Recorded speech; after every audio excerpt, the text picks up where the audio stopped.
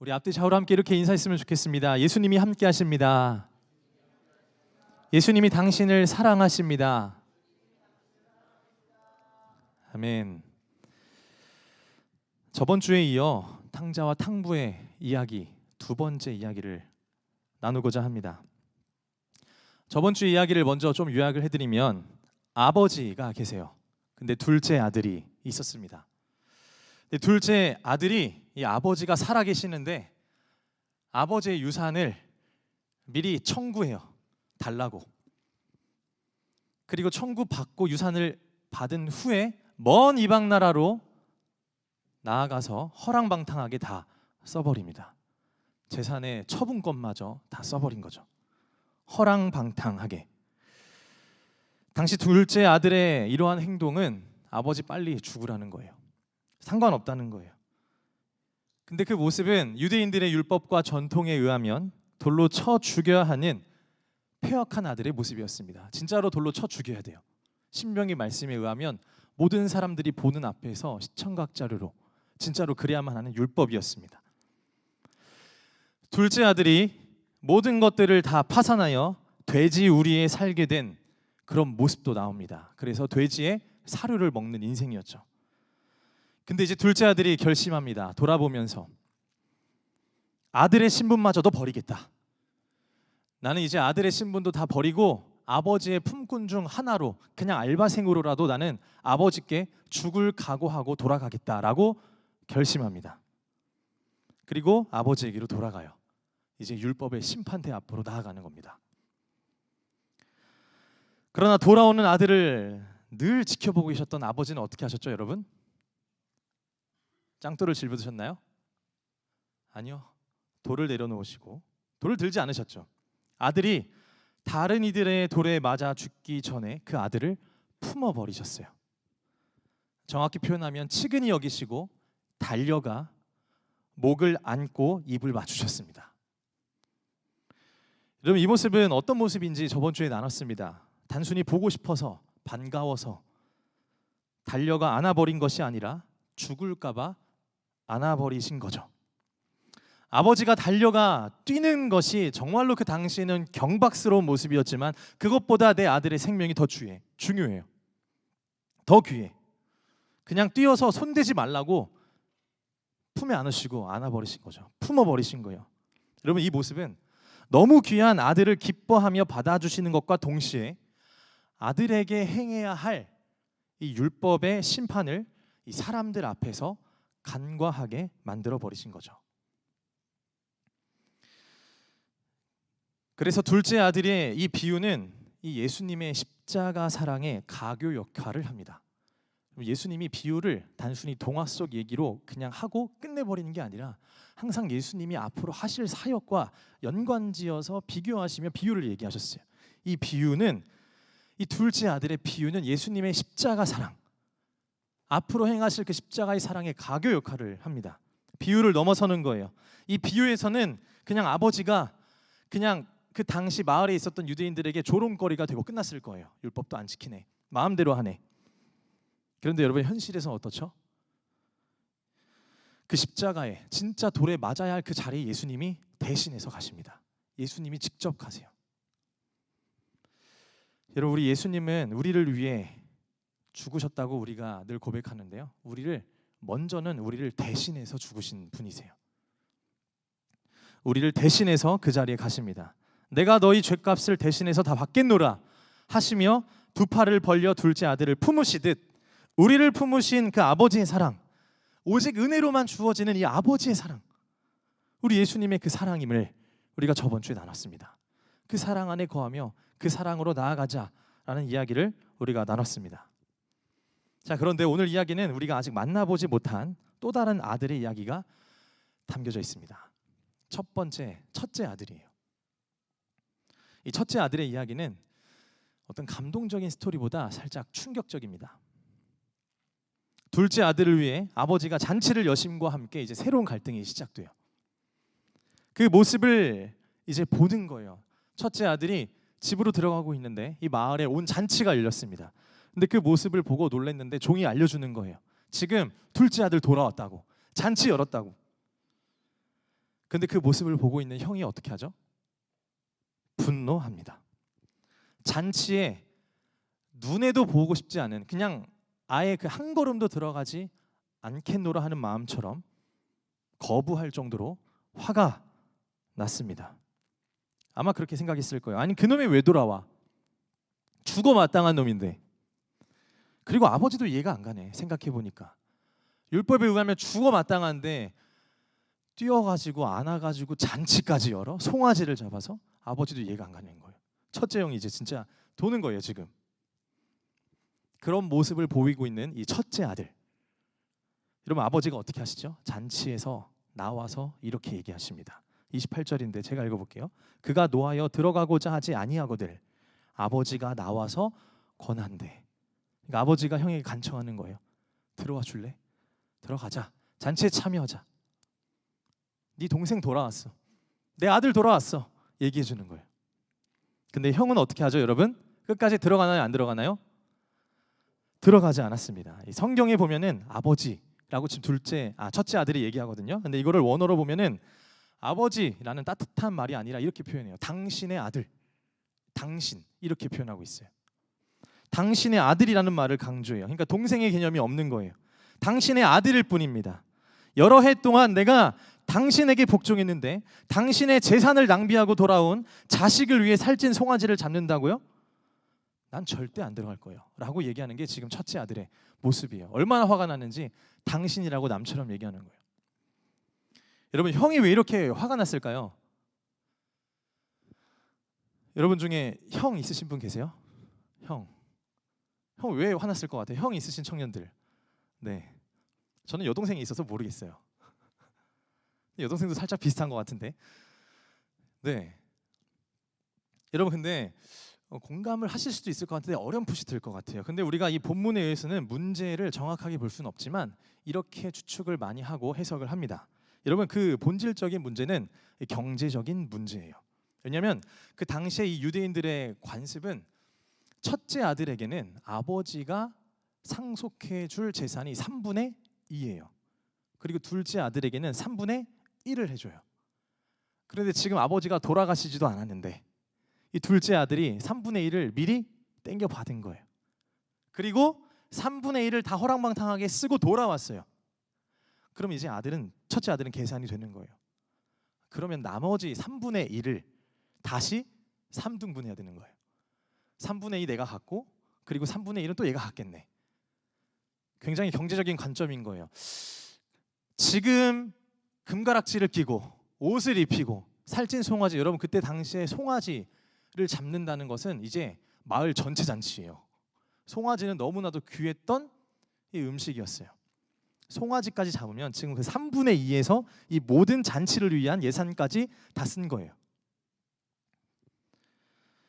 형의 관심은 아버지의 마음이 있는 것이 아니라 아버지의 소유물에만 있었습니다.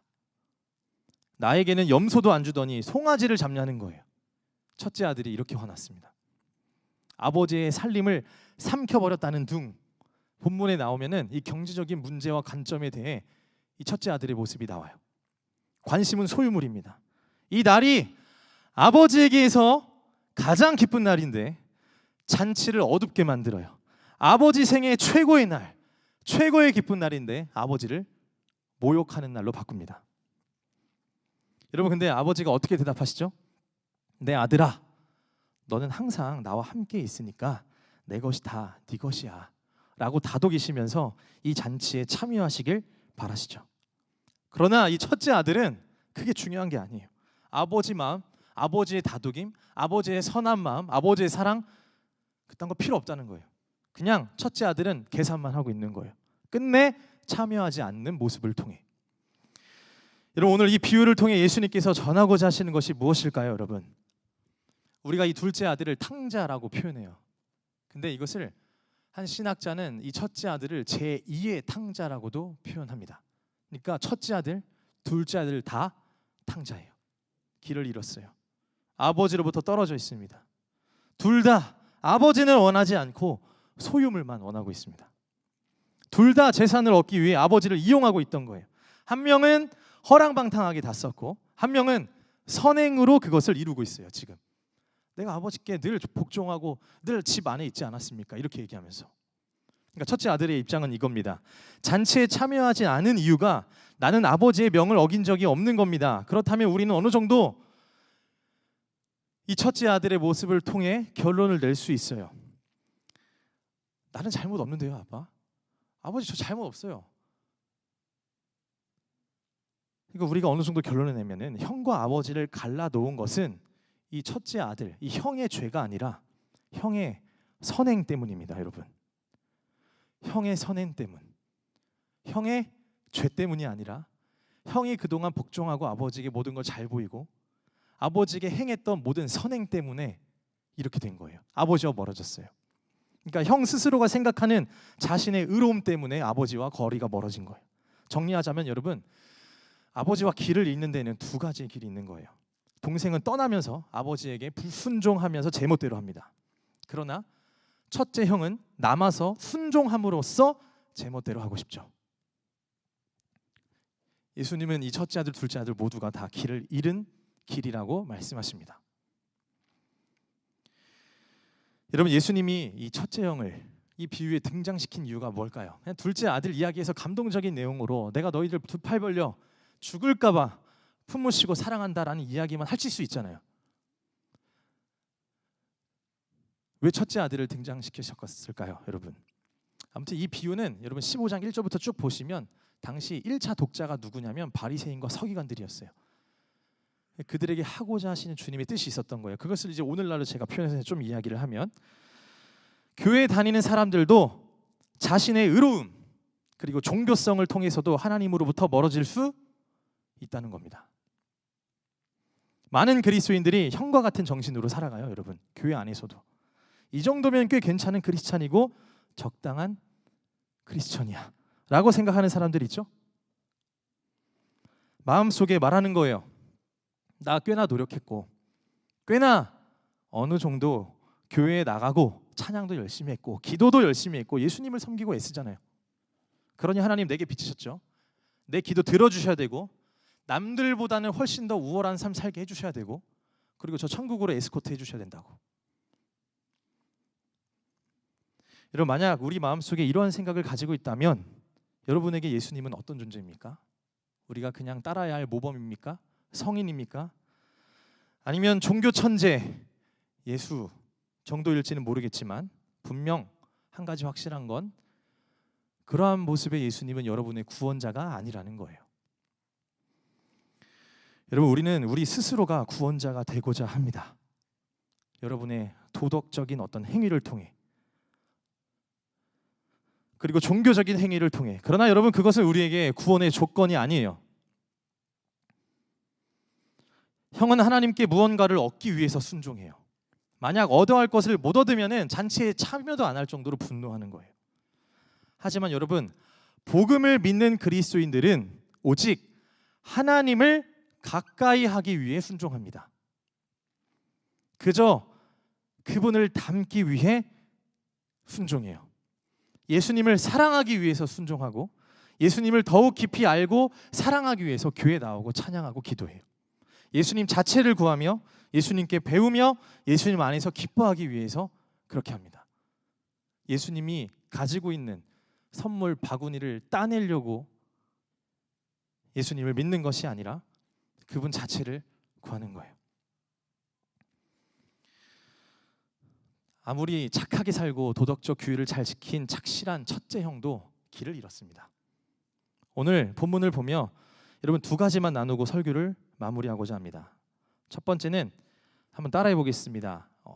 우리의 의로움을 회개해야 합니다.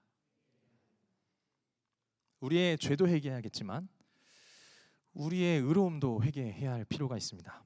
구원의 능력이 나의 의로움에 있고 나의 신실함에 있다고 생각하지 말고 예수님께 있다는 사실을 기억하시길 바랍니다. 그 의로움이 칼이 되어 남들에게도 내밀고 나에게도 내밀고 하나님에게도 내미는 나의 의, 나의 힘, 나의 시선 다 무너져야 합니다. 예수님 입장에서는 나쁘든지 착하든지 십자가 없으면 둘 다 길을 잃었거든요. 아무리 착해도 아무리 나빠도 다 길을 잃은 거예요. 여러분, 우리의 신앙생활이 복음이 목적이 아니라 복음을 나의 삶의 소유나 나의 재물에 희생시키고 있다면 오늘 이 자리에, 내 삶의 가장 귀한 자리에 예수님이 아니고 내 안에 내가 만들어낸 신이 내 안에 가득하다면, 여러분, 그게 둘째 모습이든 첫째 모습이든 빨리 집으로 돌아오셔야만 합니다. 저도 마찬가지입니다. 여러분, 사역자들도, 목회자들도 목회를 위해 복음을 희생시키면 안 돼요. 복음을 위해 사역해야 돼요. 이거는 저와 우리 모두에게 주어진 내용입니다. 여러분, 우리가 행위에만 집중하다 보면 이거 해야만 얻어낼 수 있다, 저거 해야만 나름 괜찮아 보인다고 우리가 그렇게 계속 생각하면서 살잖아요. 여러분, 그게 유통기한이 있어요. 이 정도 하면은 기독교 잘 다니는 거고, 이 정도 하면 기독교 집안에서 좀 있어 보이고, 이 정도 하면 모태신앙이고, 이 정도 하면은 MK이고, 이 정도 하면은 PK이고, 어느 정도 된 것 같은 그런 느낌, 나름 괜찮아 보인다라고 여러분 그런 외적인 것에 집착하면 그것만큼 슬픈 그리스도인이 없습니다. 매여있는, 나중에 너무나도 고달픈 그리스도인이 돼요. 행위와 밖의 외적의 나의 의로움, 그런 것에 집착하지 말고 여러분 예수님께 집중하고 아버지의 마음, 소유물이 아닌 아버지에게 집중하는 여러분 되시길 바랍니다. 나의 의로움을 내세우지 마시고 아버지의 마음을 구하시길 바랍니다. 그때 구원의 확신은 나에게 있는 것이 아니고 아버지에게 있음을 고백하게 될 것입니다. 그리고 그 믿음의 확신을 우리에게 주실 거예요. 정신 승리가 아니라 우리에게 허락하신 믿음으로 여러분 승리하게 될 것입니다. 그래서 여러분 기도해야 되는 거예요. 나의 죄도 기도해야지만 회개하면서 나의 의로움, 사람들 앞에서 꽤 괜찮아 보이고 싶어하는 나의 의로움, 하나님 앞에서 괜찮아 보이고 하나님 앞에서도 이 숨기고 싶은 여러 가지 나의 의로움들이 있다면, 하나님의 영광을 가로채고 하자 하는 나의 의로움이 있다면 여러분 그런 것들을 다 청산하시고 회개해야 합니다. 그렇지 않으면 첫째 아들과 같은 모습으로 길을 잃고 말 거예요. 여러분, 둘째로 따라해 보겠습니다. 미랄이 되기. 미랄이란 어떤 일의 작은 밑거름이라는 뜻입니다. 작은 일의 어떤 작은 밑거름, 어떤 일의 작은 밑거름. 형은 재산의 대부분을 물려받았어요. 31절에서도 이렇게 얘기하는데 제가 읽어볼게요. 너는 항상 나와 함께 있으니 내 것이 다 내 것이로 돼. 아버지가 얘기했어요. 여러분, 사실 이 형이 이 첫째 아들 본문에 있는 모습 말고 진짜 나이스한 형이었다면 이랬을 것 같아요. 아버지, 제 동생이 지금 많이 힘든 상황인 것 같아요. 제가 가서 우리 아버지의 아들 그리고 내 동생 제가 찾아보겠습니다. 제 재산이 더 손해를 본다고 할지라도 제가 희생하겠습니다. 제 재산이 망가지고 무너진다 할지라도 그런 계산하지 않고 내 동생 찾을 수만 있다면 제가 나서겠습니다. 여러분, 이 모습이 진짜 나이스한 형의 모습 아닌가요? 희생하는 것. 여러분 아시잖아요. 사랑하는 사람에게도 마음도 물질도 베풀 때 남들에게는 낭비로 보일 수 있겠지만 내 눈에는 낭비가 아니잖아요. 낭비여도 마음이 그렇게 하게 만들잖아요. 여러분, 우리는 이것을 뭐라고 부르냐면 사랑이라고 불러요. 희생인 거잖아요. 이렇게 미랄처럼 썩어지는 삶이어도 나와 그 사람 그리고 아버지에게 천국의 기쁨이 넘치는 것만으로도, 동생을 찾아내서 그 안에서 이 사랑과 하나님 안에 거하는 이 기쁨이 넘치는 것만으로도 여러분 우리 인생 그것만으로도 충분한 인생이에요. 누군가에게 이러한 미랄처럼 썩어지며 사랑을 베풀고 그 안에서 작은 천국을 만들어 가는 것, 여러분 그것만으로도 우리 인생 충분한 인생이고 그것만으로도 우리 한 주간 정말로 행복하게 잘 산 거예요. 아멘이신가요? 하늘의 미랄을 자처하신 분을 소개하고 마무리하고자 합니다. 요한복음 12장 24절의 말씀인데요. 제가 읽어볼게요. 내가 진실로 진실로 너희에게 이르노니. 예수님이 진실로 진실로를 두 번 얘기했으면 한 번만 얘기해도 진짜 진실인데 두 번 얘기하셨어요. 진실로 진실로 내게 이르노니 한 알의 밀이 땅에 떨어져 죽지 아니하면 한 알 그대로 있고 죽으면 많은 열매를 맺느니라 얘기하셨어요. 이중적인 의미가 있는 것 같아요. 우리가 죽을 때 옆에 있는 사람들의 우리가 희생할 때 옆에 있는 사람들에게는 그 사랑과 그 기쁨이 더욱더 흘러갈 수 있는 통로가 될 수 있겠죠. 근데 중요한 건 이 본문에서는 예수님이 직접 얘기하신 거거든요. 죽기 전에 예수님이 앞으로 십자가 지실 것을 생각하고 얘기하신 거예요. 내가 하나님의 미리 되겠다라는 거예요. 근데 신기한 게도 24절 전에 23절에 뭐라고 표현되어 있냐면 예수님이 이렇게 얘기하세요. 예수께서 대답하여 이르시되 인자가 영광을 얻을 때가 왔도다. 그러니까 예수님께서는 우리를 위해 죽으시는 그 십자가를 어떻게 해석하셨냐면 영광을 얻을 때라고 표현하셨어요. 비참하게 죽을 때가 아니라 영광을 얻을 때라고 했어요. 여러분 위에, 나 위에, 우리 위에 죽을 그 십자가를 예수님은 그걸 영광을 얻을 때라고 얘기하신 거예요.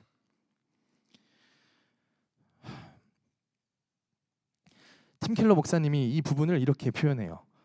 이 땅에 오셔서 하나님 아버지를 사랑하시고 이웃을 자기 몸처럼 사랑하신 분이 계십니다. 그분은 모든 것을 가지신 분이었습니다.